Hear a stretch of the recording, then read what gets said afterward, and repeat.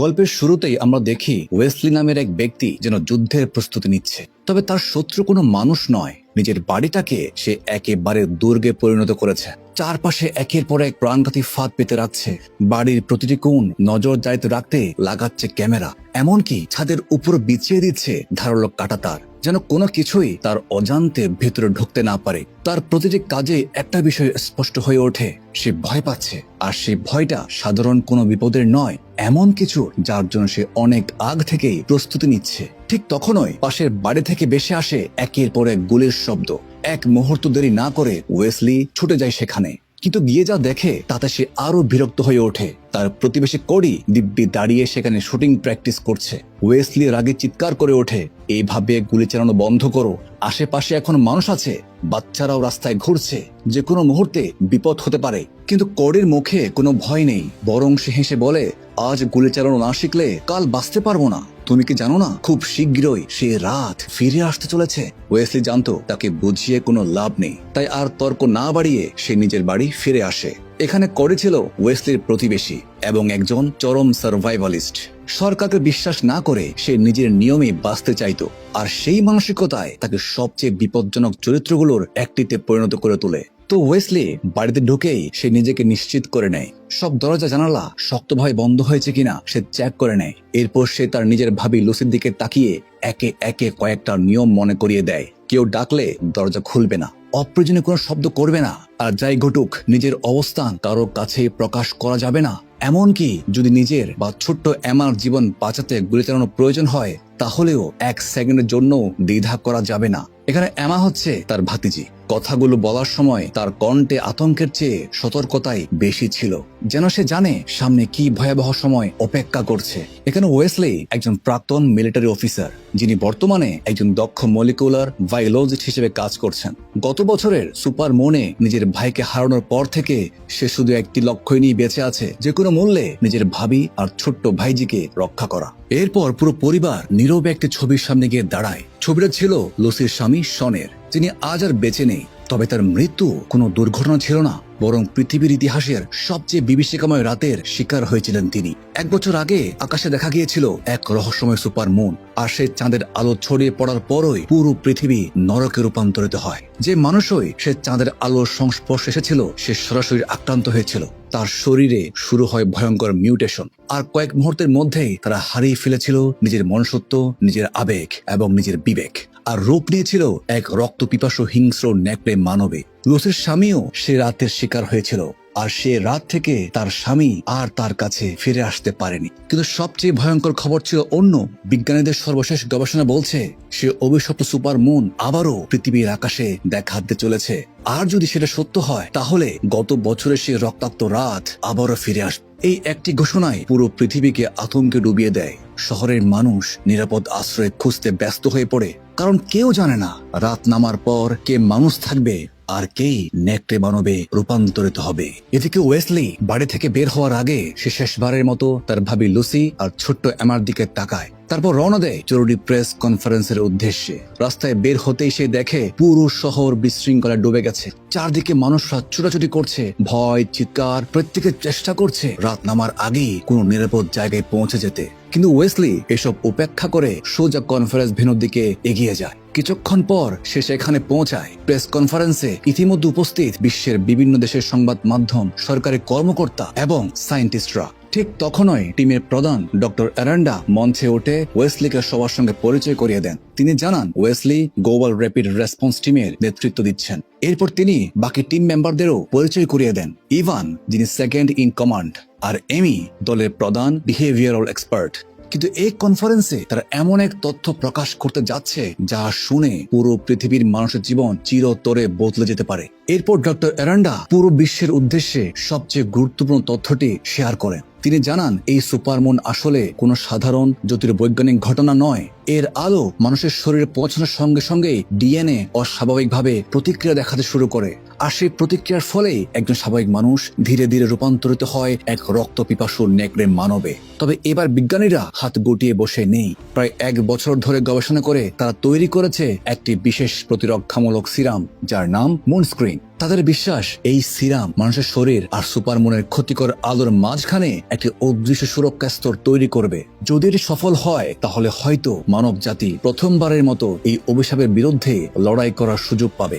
সবশেষে ডক্টর অ্যারান্ডা সবার উদ্দেশ্যে একটি কঠোর নির্দেশ দেন। রাত নামার পর কেউ কোনো অবস্থাতেই ঘর থেকে বের হবেন না, কারণ একবার যদি চাঁদের আলো শরীরে লাগে তাহলে আর ফিরে আসার কোনো নিশ্চয়তা নেই। এদিকে লুসির বাড়িতে এসে হাজির হয় তাদের প্রতিবেশী রেগান। সে ছোট্ট এমার জন্য কিছু চকলেট নিয়ে এসেছে।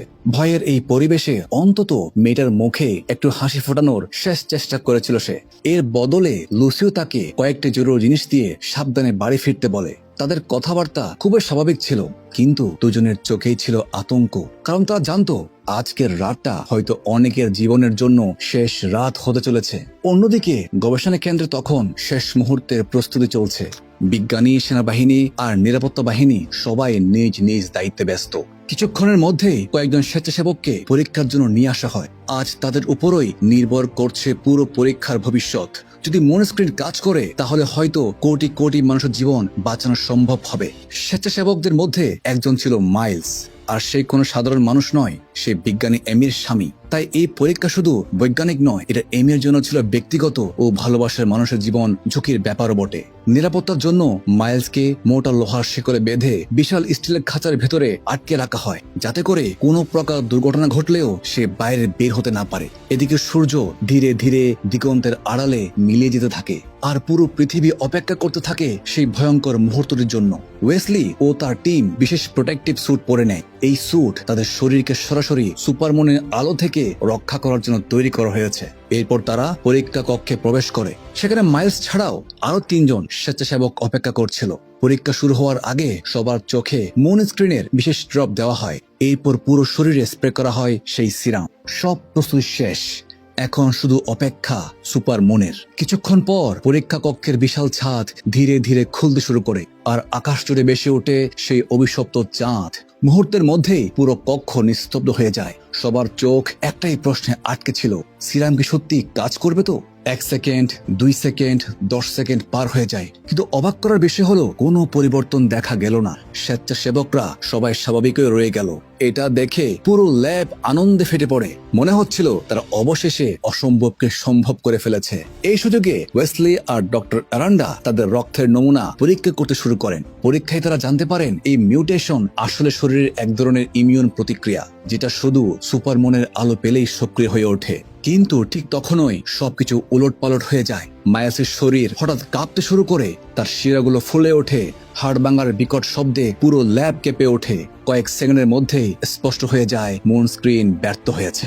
আরো ভয়ঙ্কর বিষয় হলো সিরামটি মাত্র 1 ঘন্টা পর্যন্ত কাজ করতে পারে, অর্থাৎ 1 ঘন্টা পরে তার কার্যকারিতা শেষ হয়ে যায়। এদিকে বাকি স্বেচ্ছাসেবকদের শরীরেও একই পরিবর্তন শুরু হয়ে যায়। পরিস্থিতি নিয়ন্ত্রণের বাইরে চলে যাচ্ছে বুঝে এমি সঙ্গে সঙ্গে পরীক্ষা কক্ষের ছাদ বন্ধ করার নির্দেশ দেয়। ইভান শেষ চেষ্টা হিসেবে আবার মাইলসের শরীরে সিরাম স্প্রে করতে এগিয়ে যায়, কিন্তু তখন অনেক দেরি হয়ে গেছে। সম্পূর্ণ রূপান্তরিত মাইলস খাঁচার ফাঁক দিয়ে বিশাল থাবা বের করে যন্ত্রটিকে এমন জোরে আঘাত করে যে সেটি ছিটকে গিয়ে অন্য মেশিনের উপর আছড়ে পড়ে। সঙ্গে সঙ্গেই পুরো ল্যাব শর্ট সার্কিট শুরু হয়, বিদ্যুৎ বিচ্ছিন্ন হয়ে যায়, আর ছাদ সেটা আর পুরোপুরি বন্ধ হতে পারে না। ছাদের ফাঁক দিয়ে সুপারমুনের আলো সরাসরি ভেতরে ঢুকে পড়ে, আর তারপর যা হওয়ার তাই হলো। এই ভয়ঙ্কর ঘটনার জন্য কেউ প্রস্তুত ছিল না। মুহূর্তের মধ্যে সব স্বেচ্ছাসেবক রক্ত পিপাসু নেকড়ে মানবে রূপান্তরিত হয়। চারদিকে বিস্ফোরণ, আগুন, ভাঙচুর আর মানুষের চিৎকার। পুরো গবেষণা কেন্দ্র কয়েক সেকেন্ডের মধ্যেই যুদ্ধক্ষেত্রে রূপান্তরিত হয়। প্রাণ বাঁচাতে সবাই এদিক ওদিক ছুটতে শুরু করে। ঠিক সেই বিশৃঙ্খলার মধ্যেই একটি বিস্ফোরণ ধাক্কায় ডক্টর অ্যারান্ডার প্রোটেক্টিভ স্যুট ছিটে যায়। সুপারমুনের আলো সরাসরি তার শরীরে পড়ে। ওয়েসলি বুঝতে পারে কিছু একটা হতে চলেছে। সে মরিয়া হয়ে ডক্টর অ্যারান্ডাকে চেপে ধরে রাখার চেষ্টা করে। অন্যদিকে ইভান দৌড়ে যায় চেতনানাশক ইঞ্জেকশন আনতে, কিন্তু ততক্ষণে অনেক দেরি হয়ে গেছে। ডক্টর অ্যারান্ডার শরীর বিকৃত হতে শুরু করে, তার হাড়, পেশি আর পুরো দেহ অস্বাভাবিকভাবে ফুলে ওঠে। একসময় স্যুট ছিঁড়ে বেরিয়ে আসে বিশালাকার এক নেকড়ে মানব। কেউ প্রতিক্রিয়া জানানোর আগেই সে ঝাঁপিয়ে পড়ে ইভানের উপর। তার ধারালো নখের এক আঘাতেই ইভান মাটিতে লুটিয়ে পড়ে। আতঙ্কে একজন বিজ্ঞানী গুলি চালিয়ে দেয়, আর সেই সুযোগে মিউটেটেড ডক্টর অ্যারান্ডা অন্ধকারের মধ্যে পালিয়ে যায়। কিন্তু সেই একটি গুলির শব্দই নতুন বিপদ ডেকে আনে, কারণ গুলির আঘাতে ল্যাবের আরো কয়েকটি খাঁচা খুলে যায়, আর এবার সত্যিকার দুঃস্বপ্ন শুরু। পরের মুহূর্তেই পরিস্থিতি পুরোপুরি নিয়ন্ত্রণের বাইরে চলে যায়। একের পর এক খাঁচা খুলে যাওয়ার সঙ্গে সঙ্গেই সব নেকড়ে মানব মুক্ত হয়ে পড়ে। তারা আর কোনো সুযোগ দেয়নি, সরাসরি ঝাঁপিয়ে পড়ে ল্যাবের বিজ্ঞানী আর নিরাপত্তা রক্ষীদের উপর। চারদিকে শুধু গুলির শব্দ, চিৎকার আর ধ্বংসের তাণ্ডব। এই বিশৃঙ্খলার মধ্যেই ওয়েসলি আর এমি গুরুতর আহত ইভানকে কোনো মতো টেনে ইনফার্মারের একটি নিরাপদ কক্ষে নিয়ে আসে। দুজনেই মরিয়া হয়ে তার চিকিৎসা শুরু করে, কিন্তু ইভানের শরীর থেকে এতটাই রক্ত বের হয়ে গিয়েছিল যে তাকে আর ফিরিয়ে আনা সম্ভব হয়নি। কিছুক্ষণের মধ্যেই মৃত্যুর সঙ্গে লড়াই করতে করতে সে তার শেষ নিঃশ্বাস ত্যাগ করে। নিজেদের চোখের সামনে এতদিনের পরিচিত সহকর্মীকে হারিয়ে এমি আর ওয়েসলি পুরোপুরি ভেঙে পড়ে। কয়েক মুহূর্ত কেউ কোনো কথাই বলতে পারেন। নীরবতাটা ভাঙে এমি। কাপা গলায় সে বলে, আমাদের এখানে লুকিয়ে থাকা উচিত, হয়তো কেউ এসে আমাদের উদ্ধার করবে। কিন্তু ওয়েসলি মাথা নেড়ে কঠিন সত্যটা জানিয়ে দেয়, এখানে কেউ আসবে না। বেশিরভাগ স্টাফ ইতিমধ্যেই এই ফ্যাসিলিটি ছেড়ে পালিয়ে গেছে। এখন যদি তারা বাঁচতে চায় তাহলে নিজেদের জীবন নিজেদেরকেই বাঁচাতে হবে। অন্যদিকে শহরে লুসি আর ছোট্ট এমা ঘরের ভেতর নিজেদের আটকে রেখেছে। হঠাৎ করেই পুরো এলাকার বিদ্যুৎ অস্বাভাবিকভাবে ওঠানামা করতে শুরু করে। লাইট বারবার জ্বলছে, নিভছে, আবারও জ্বলছে।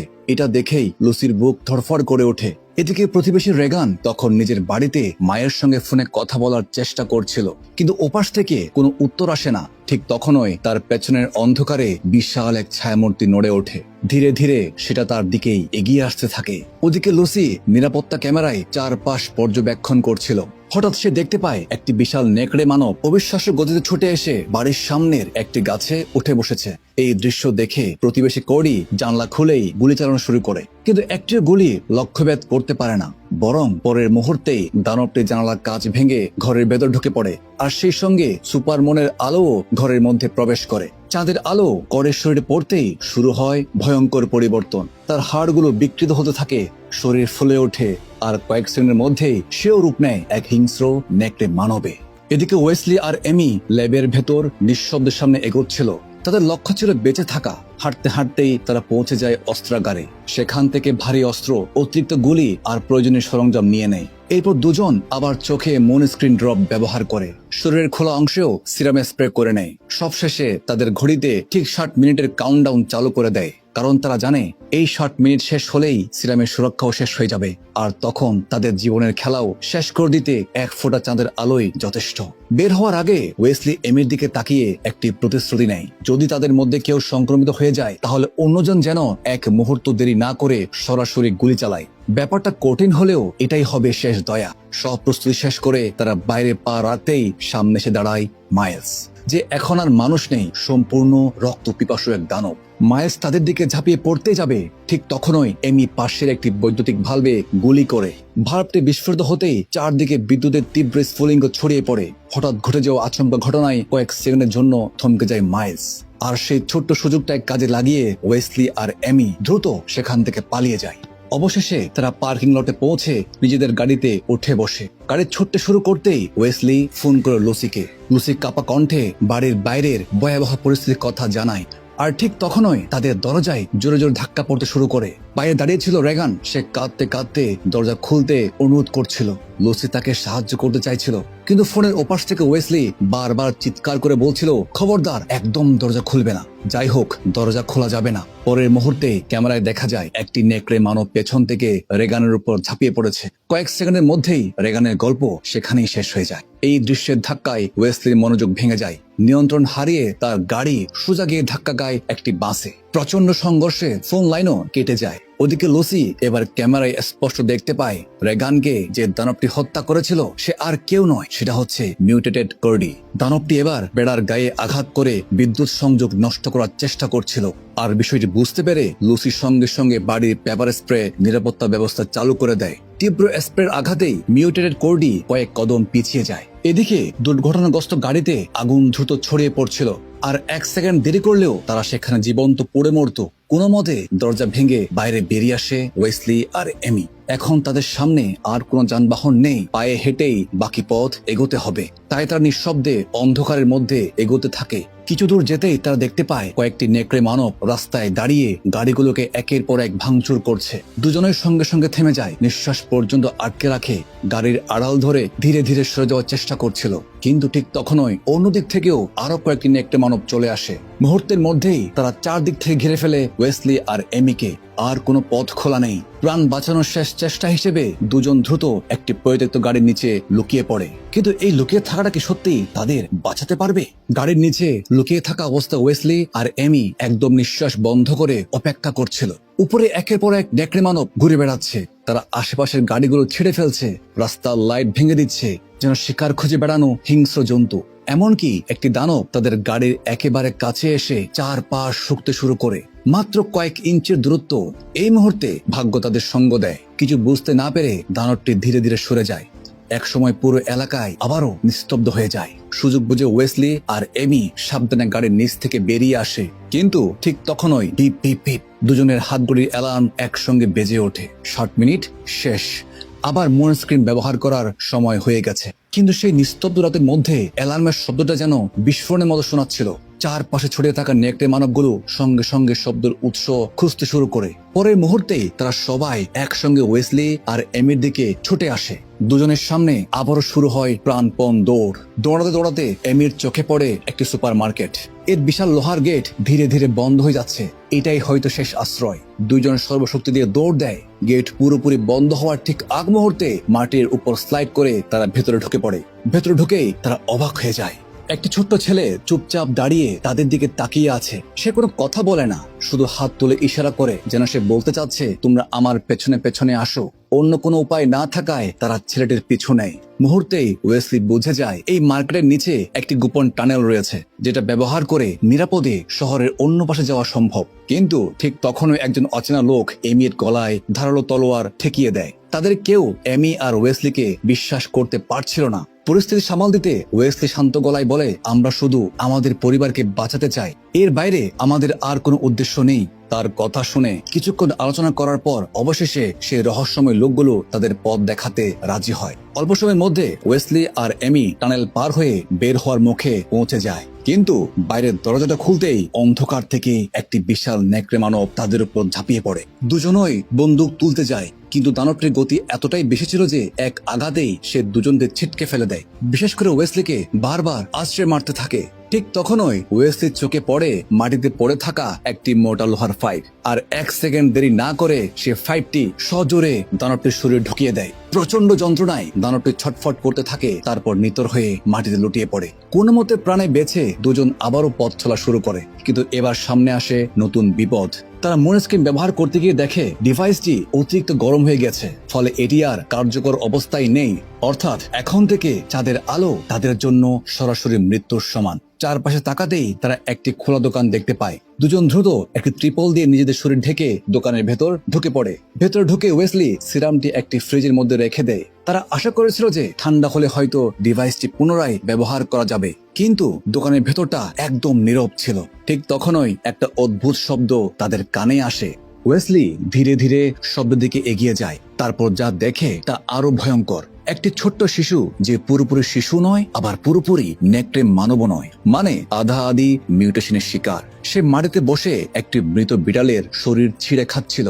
কিছু বুঝে ওঠার আগেই শিশুটি ধীরে ধীরে ওয়েসলির দিকে এগিয়ে আসতে শুরু করে। ওয়েসলির আঙ্গুল ট্রিগারে ছিল, কিন্তু সে গুলি চালাতে পারছিল না। একটি শিশুকে হত্যা করার মতো মানসিক শক্তি তার ছিল না। পরিস্থিতি বুঝে এমির সঙ্গে সঙ্গে নিজের টেজার গান বের করে। বিদ্যুতের শকে শিশুটি মাটিতে লুটিয়ে পড়ে। এদিকে লুসির বাড়ির পরিস্থিতিও দ্রুত খারাপের দিকে যাচ্ছিল।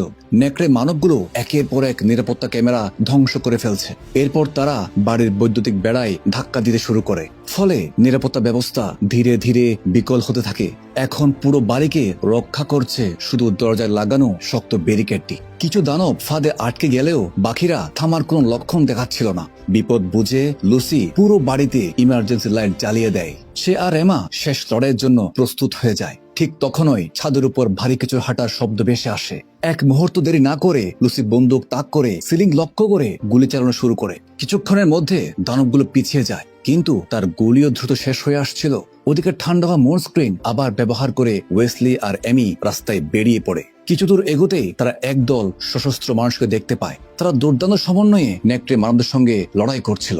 বুক ভরা আশা নিয়ে ওয়েসলি তাদের কাছে সাহায্য চাইতে যায়, কিন্তু তারা স্পষ্ট জানিয়ে দেয় নিজেদের লোক ছাড়া তারা আর কাউকে সাহায্য করবে না। এই নিয়ে দুপক্ষের মধ্যে তর্ক শুরু হয়ে যায়। আর ঠিক সেই সময় পেছন থেকে একটি নেকড়ে মানব ঝাঁপিয়ে পড়ে দলের একজনকে মুহূর্তের মধ্যেই ফিনিশ করে ফেলে।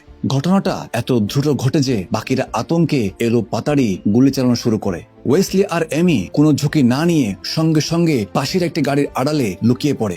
কিন্তু এই গুলির শব্দ আরো কতগুলো নেকড়ে মানবকে যে তাদের দিকে টেনে আনতে চলেছে তারা সেটা তখনও বুঝতে পারেনি। ঠিক তখনই আরেকটি নেকড়ে মানব ঝাঁপিয়ে পড়ে সেই দলের একজনের উপর। কয়েক সেকেন্ডের মধ্যেই তার মুখ ছিন্ন ভিন্ন করে ফেলে। এই দৃশ্য দেখে এমি বুঝে যায় দানবগুলো ধীরে ধীরে তাদের চারদিক থেকে ঘিরে ফেলছে। এইভাবে অপেক্ষা করলে মৃত্যু শুধু সময়ের ব্যাপার মাত্র। তাই সে মুহূর্তেই এক ভয়ঙ্কর সিদ্ধান্ত নেয়। সে নিজেই নেকড়ে মানবগুলোর সামনে গিয়ে তাদের দৃষ্টি নিজের দিকে টেনে আনবে, আর সেই সুযোগে ওয়েসলি আক্রমণ করবে। প্ল্যানটি শুনেই ওয়েসলি আপত্তি জানায়। সে জানতো এটা করা মানে নিজের মুন্ডু নিজেই নেকড়ে মানবদের হাতে তুলে দেওয়া শামিল। কিন্তু এমির উত্তর ছিল একটাই, এখন ঝুঁকি না নিলে আমরা কেউ বাঁচবো না। শেষ পর্যন্ত অনিচ্ছা সত্ত্বেও ওয়েসলিকে রাজি হতে হয়। পরের মুহূর্তেই এমি লুকিয়ে থাকা এক জায়গা থেকে বেরিয়ে আসে। সে জোরে জোরে চিৎকার করতে শুরু করে। সব নেকড়ে মানবের দৃষ্টি এক মুহূর্তেই তার দিকে ঘুরে যায়। তখনই তাদের মধ্যে সবচেয়ে বিশাল দানবটি ধীরে ধীরে এমির সামনে এসে দাঁড়ায়। কিন্তু অবাক করার বিষয় হলো সে সঙ্গে সঙ্গে আক্রমণ করে না। সেটি শুধু স্থির চোখে এমির দিকে তাকিয়ে থাকে, যেন এটি তাকে চিনতে চাইছে অথবা কিছু একটা বোঝার চেষ্টা করছে। কিন্তু কি বোঝার চেষ্টা করছে সেটা রহস্যই থেকে যায়। এই ক্ষণিকের সুযোগটায় কাজে লাগায় ওয়েসলি। সে দ্রুত একটি ট্রাকের উপর উঠে ভারী অস্ত্র দিয়ে টানা গুলি চালাতে শুরু করে। অবশেষে অসংখ্য গুলির আঘাতে বিশাল দানবটি মাটিতে লুটিয়ে পড়ে। তাকে মরতে দেখে বাকি নেকড়ে মানবরাও পিছিয়ে যেতে শুরু করে। একটা মুহূর্ত নষ্ট না করে ওয়েসলি ট্রাক স্টার্ট করে এমিকে ডাক দেয়, এমি দ্রুত উঠে এসো। কিন্তু এমি ট্রাকের দিকে দৌড় দিতেই অন্ধকারের ভেতর থেকে একটি বিশাল লোমশ হাত বেরিয়ে আসে। মুহূর্তের মধ্যেই তাকে টেনে নিয়ে অদৃশ্য হয়ে যায়। সবকিছু এত দ্রুত ঘটে যে ওয়েসলি কিছুই করতে পারে না। এক মুহূর্তের জন্য সে স্তব্ধ হয়ে যায়, কিন্তু চারপাশের পরিস্থিতি তাকে থামার সুযোগ দেয় না। কারণ সে এই মুহূর্তেই নিজের ঘরের দিকে রওনা না দিলে তার ভাবি এবং ভাতিজিকেও বাঁচাতে পারবে না। তাই সে নিরুপায় হয়ে ভারী মন নিয়ে ট্রাক ঘুরিয়ে নিজের পরিবার দিকে রওনা দেয়। এদিকে লুসি তখনও ছাদের দিকে একের পর এক গুলি ছুটছিল। সে এমাকে বারবার লুকিয়ে থাকতে বলছিল, কিন্তু কিছুক্ষণের মধ্যেই তার বন্দুকের শেষ গুলিটাও ফুরিয়ে যায়। বাধ্য হয়ে সে একটি ধারালো ছুরি হাতে তুলে নেয় আর এমার হাতে দেয় ভাল্লুক তাড়ানোর স্প্রে। তখনই একটি নেকড়ে মানব জানালার কাঠ ভেঙে ঘরের ভেতর ঢুকে পড়ে। মা মেয়ে দুজন এক মুহূর্ত দেরি না করে বেডরুমের দিকে দৌড় দেয়। দানবটি ঘ্রাণ অনুসরণ করে ধীরে ধীরে তাদের খুঁজে বের করতে থাকে। ঠিক যখনই মনে হচ্ছিল মামির গল্প এখানেই শেষ, তখনই বাইরে ভেসে আসে একটি ট্রাকের তীব্র হর্ন। দানবটির মনোযোগ সেদিকে ঘুরে যায়, আর ট্রাকের স্টিয়ারিং এ ছিল ওয়েসলি। সে কোনো দ্বিধা না করে ট্রাক তুলে দেয় দানবগুলোর উপর। একটির পর একটি নেকড়ে মানব চাকার নিচে পিষ্ট হয়ে যায়। কিন্তু শেষ দানবটি সরাসরি ট্রাকের উপর লাফিয়ে ওঠে। তাকে ছুড়ে ফেলতে ওয়েসলি পুরো গতিতে ট্রাক চালিয়ে সোজা কোর্ডের গ্যারেজে ধাক্কা মারে। ওদিকে লুসি আর এমা ভেবেছিল বিপদ শেষ, কিন্তু হঠাৎই দেয়াল ভেঙে আরেকটি নেকড়ে মানব ঘরে ঢুকে পড়ে। লুসি দ্রুত এমাকে একটি আলমারির ভেতরে লুকিয়ে দেয় আর নিজে দরজার আড়ালে ছুরি হাতে অপেক্ষা করতে থাকে। দানবটি সবার আগে আলমারির সামনে পৌঁছে দরজাটি ভেঙে ফেলে। ভয়ে কাঁপতে কাঁপতে এমা স্প্রেটি তার মুখে ছুড়ে মারে। কয়েক সেকেন্ডের জন্য দানবটি দিগ্ভ্রান্ত হয়ে পড়ে, আর সেই সুযোগে লুসি পাশের কোড়ালটি তুলে নিজের সমস্ত শক্তি দিয়ে আঘাত করে। এক আঘাতেই দানবটি মাটিতে লুটিয়ে পড়ে। কিছুক্ষণ পর ওয়েসলি ঘর ঢুকে তাদের জীবিত দেখে স্বস্তির নিঃশ্বাস ফেলে, কিন্তু সেই স্বস্তির নিঃশ্বাস বেশিক্ষণ টেকে না। গ্যারেজের দিক থেকে আবার ভেসে আসে ভয়ঙ্কর গর্জন। এদিকে তাদের বন্দুকের সব গুলিও শেষ, আর সূর্য উঠতে এখনো 15 মিনিট বাকি। এই 15 মিনিট পার করাটাই এখন সবচেয়ে বড় যুদ্ধ। তখন ওয়েসলির মাথায় আসে শেষ পরিকল্পনা, যেটা সফল হলে সবাই বাঁচবে, কিন্তু হয়তো সে নিজে আর কখনো আগের মানুষ হয়ে ফিরবে না। সে শেষবারের মতো লুসি আর এমার দিকে তাকায়, নীরবে তাদের বিদায় জানায়। তারপর নিজের হাত ঘড়িটি খুলে লুসির হাতে তুলে দেয়। ঘড়িটিতে ঠিক 15 মিনিটের অ্যালার্ম সেট করা ছিল। এরপর একা সে বাড়ির বাইরে বেরিয়ে যায়, আর বাইরে অপেক্ষা করছিল মিউটেটেড কোর্ডি। ওয়েসলি ধীরে ধীরে মাথা তুলে সরাসরি সুপারমোর দিকে তাকায়। কয়েক সেকেন্ডের মধ্যেই তার শরীর পরিবর্তন হতে শুরু করে, হাড় ভাঙতে থাকে, শরীর ফুলে ওঠে, আর সেও পরিণত হয় এক নেকড়ে মানবে। পরের মুহূর্তে শুরু হয় দুই দানবের ভয়ঙ্কর লড়াই। তবে একটি বিষয় পরিষ্কার ছিল, মিউটেশনে তার শরীর পরিবর্তন হয়েছে ঠিকই, কিন্তু তার যুদ্ধের দক্ষতা এখনো অটুট রয়েছে। আর কয়েকটি আঘাতেই সে কর্ডিকে সম্পূর্ণ কাবু করে ফেলে। শেষ আঘাতে নিজের বিশাল নখ দিয়েই তার শরীর থেকে মাথা আলাদা করে ফেলে। ঘরের ভেতর দাঁড়িয়ে লুসি পুরো ঘটনাটি দেখছিল। তার বুক কেঁপে ওঠে, কারণ এখন কর্ডি নেই, কিন্তু ওয়েসলি আছে। আর ওয়েসলি, সে আগের ওয়েসলি নেই, এখন সে একটি দানব। তাই সে দ্রুত এমাকে আবারও আলমারির ভেতর লুকিয়ে দেয়। তখনই তার চোখে পড়ে মাটিতে পড়ে থাকা একটি বিশাল গুলি। কাপা হাতে সে বন্দুকটি লোড করে, তারপর ওয়েসলিকে থামানোর চেষ্টা করে। সে তাদের পরিবারের কথা বারবার মনে করিয়ে দেয়। তুমি শনের ভাই, তুমি একজন ফাইটার, তুমি একজন যোদ্ধা। সে এইগুলো বলছিল এই আশায় হয়তো ভেতরের ওয়েসলি এখনো পুরোপুরি হারিয়ে যায়নি। কিন্তু কোনো লাভ হয় না। ওয়েসলি প্রচন্ড গর্জন করতে করতে সিল করা দরজা ভেঙে ঘরের ভেতর ঢুকে পড়ে। লুসি শেষবারের মতো তার ভাইয়ের ছবিটা ওয়েসলির সামনে তুলে ধরে। তবুও দানব ওয়েসলি থামে না। ঠিক যখন লুসি ট্রিগারে আঙ্গুল রাখতে যাচ্ছে, তখনই বিপ বিপ বিপ ওয়েসলির হাতঘড়ির অ্যালার্ম বেজে ওঠে। একটি মুহূর্ত দেরি না করে লুসি জানালার দিকে গুলি চালায়। জানালার কাঁচ ভেঙে যায়। ভোরের প্রথম সূর্যের আলো সরাসরি ঘরের ভেতর ঢুকে পড়ে। কয়েক মুহূর্ত পর লুসি ধীরে ধীরে মাথা তুলে তাকায়। তার সামনে দাঁড়িয়ে থাকা দানবটি আর নেই, বরং সেখানে দাঁড়িয়ে আছে আবার সে পরিচিত মানুষটি ওয়েসলি। তো গল্পটি একটি রহস্য রেখে দিয়ে এখানেই শেষ হয়, যে ওয়েসলি কিভাবে আবার দানব থেকে মানুষে রূপান্তরিত হলো। বন্ধুরা, কেমন লাগলো আজকের মুভিটি? যদি ভালো লাগে তাহলে অবশ্যই লাইক এবং শেয়ার করে দিন। আর হ্যাঁ, চ্যানেলটি অবশ্যই সাবস্ক্রাইব করে রাখুন। আর এই ধরনের মুভি দেখতে স্ক্রিনে আসা ভিডিওটিতে ক্লিক করুন। দেখা হচ্ছে পরের ভিডিওতে। ভালো থাকুন, সুস্থ থাকুন। আল্লাহ হাফেজ।